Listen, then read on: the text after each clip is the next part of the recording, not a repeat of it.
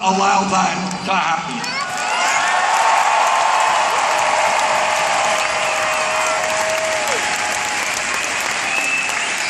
But it is not just the corrupt campaign finance system that we're going to have to address. It is a rigged economy.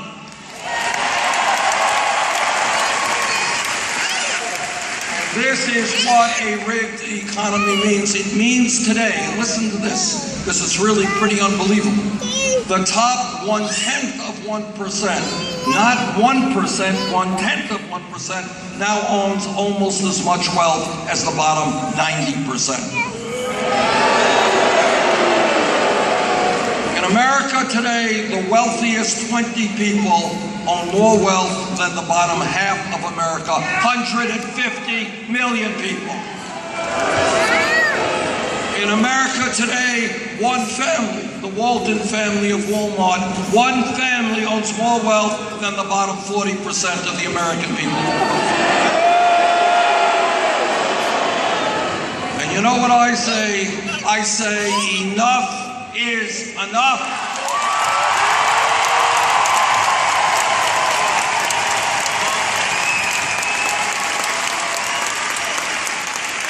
But it is not only an unfair distribution of wealth, it is income as well. Again, I want to say this to the young people who may not believe me, and I want you to check it out, Google it after you get out of here, not now. But here is the fact.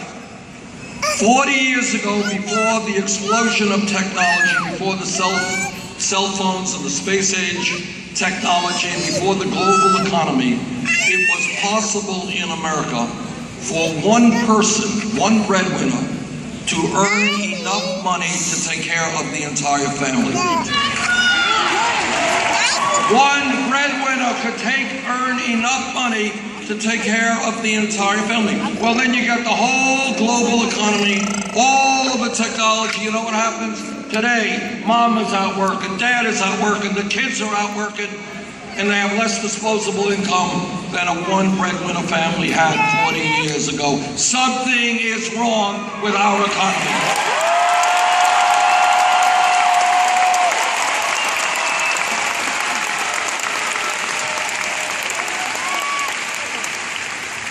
In America today, in Vermont, West Virginia, you got people working not one job, they're working 2 jobs, they're working 3 jobs. You got people working longer hours for lower wages. We are going to create an economy that protects the needs of our workers, our children, our seniors, our veterans, all of the people of this country, and not just the 1%.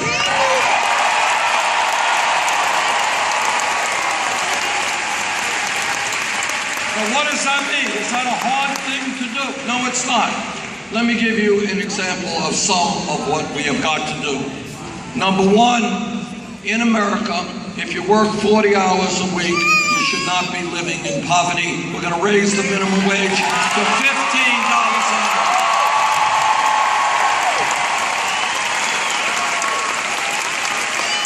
$15 an hour will mean that millions of people will be able to support their families with the kind of dignity and security that they do not have today.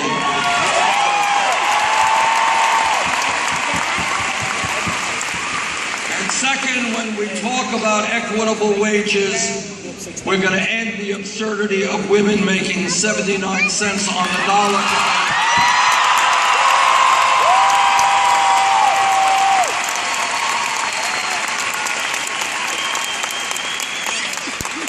I know that every man here will join the women in the fight for pay equity.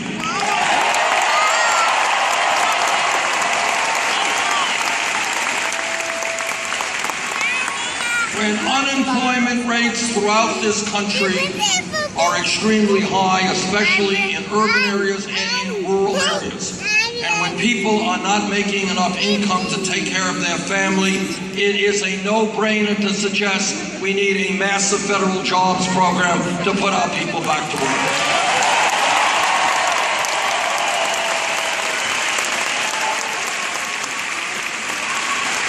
Vermont and in West Virginia and all over this country, our infrastructure, our roads, our bridges, our water systems, our wastewater plants, our rail system, our airports, our levees and dams are in massive disrepair. We can create 13 million jobs with $1 trillion investment.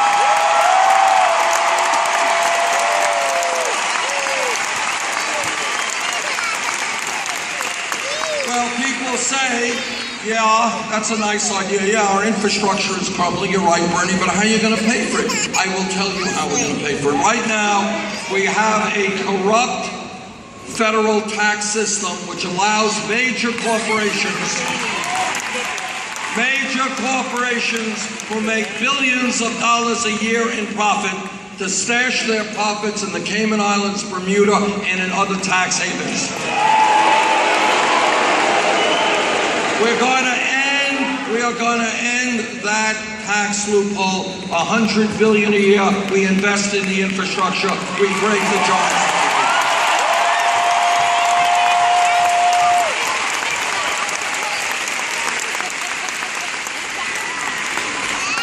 And when we talk about the economy, we've got to talk about something that media almost never talks about.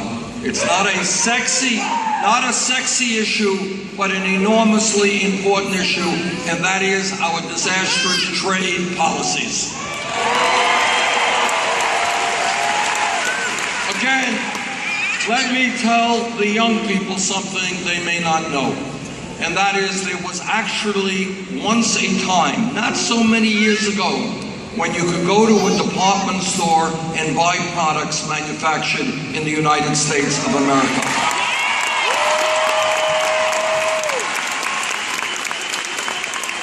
But as a result of trade policies like NAFTA and permanent normal trade relations with China, policies written by corporate America, what happened is companies shut down plants in Vermont, West Virginia, and all over this country. They said, why do I want to pay somebody here 15, 20 bucks an hour when I can go to China, Mexico, pay people pennies an hour? That's what they did.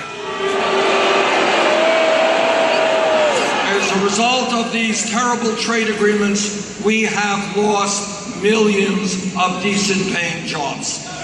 Millions. And one of the big differences between Secretary Clinton and myself, she supported virtually every one of these disastrous trade agreements. I have opposed them all. And our message to corporate America is, you want us to buy the products you make these damn products here in West Virginia.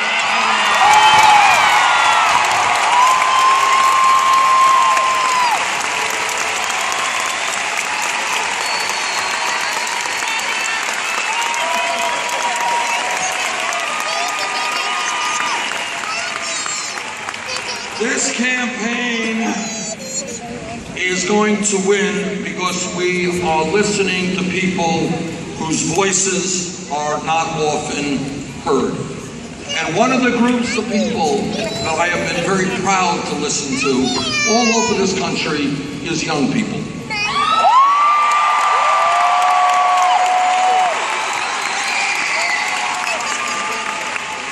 You know, it's a funny thing. When we began this campaign, the general attitude of the punditry and the political scientists were, well, young people, they're not really interested in government. They're not interested in politics.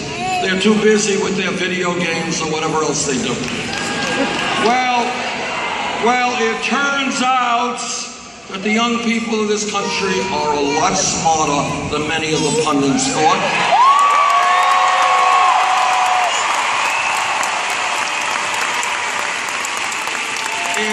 It turns out that the young people understand. They are the future of this country, and they want to help shape that future.